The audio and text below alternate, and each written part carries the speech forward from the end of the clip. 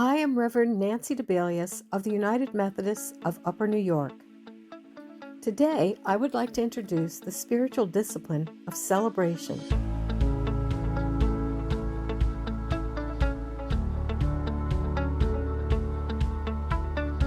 An appropriate discipline for Advent and Christmas. Celebration is at the heart of Christianity. The angel said, "I bring good news of a great joy." Jesus told his disciples, "These things I have spoken to you, that my joy may be in you, and that your joy may be full." See the show notes for these particular scripture references. Celebration recognizes and acknowledges the joy in life, and joy makes us stronger. Nehemiah tells us that the joy of the Lord is our strength. Celebration is central to all the other spiritual disciplines. Without a joyful spirit, the other disciplines become dull and tedious. I would like to share this quote from Richard Foster. "Celebration gives us the strength to live in all the other disciplines. Thus, an unbroken circle of life and power is formed." To truly be joyful, we must do as Paul says, "Have no anxiety about anything."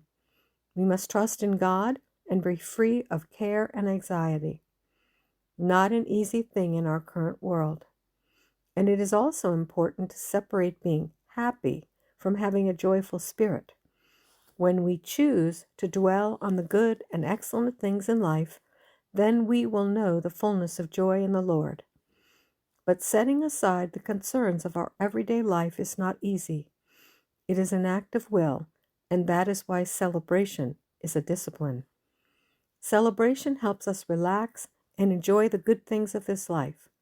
It offers us perspective and the ability to laugh at ourselves. An interesting characteristic of celebration is that it tends to open us to more opportunities for celebration. One way to practice celebration is through singing, dancing, shouting. In the Psalms, we see celebration with instruments, with dancing, and with making a joyful noise. This is a discipline which children can teach us. They readily understand the pure joy of singing, dancing, and making noise. Laughing is another way to practice celebration. Jesus clearly had a sense of humor, especially in his storytelling. Let go of your burdens, poke fun at yourself, enjoy good comedy, learn to laugh. Another way to encourage celebration is to access the creative gifts of fantasy and imagination. There was a time in the history of the church when visionaries were canonized and mystics were admired. Our present-day culture is distrustful of fantasy and imagination, but the Bible tells us there will be days when we dream dreams and see visions, and we should be thankful for that day. Let us be joyful in the creativity of others and encourage our own creativity. Another way to celebrate is to turn family events into times of celebration and thanksgiving. Create regular rituals of celebration that are not connected with any particular holiday or occasion. And take advantage of those occasions in our culture that are celebratory times and create your own rituals and celebrations.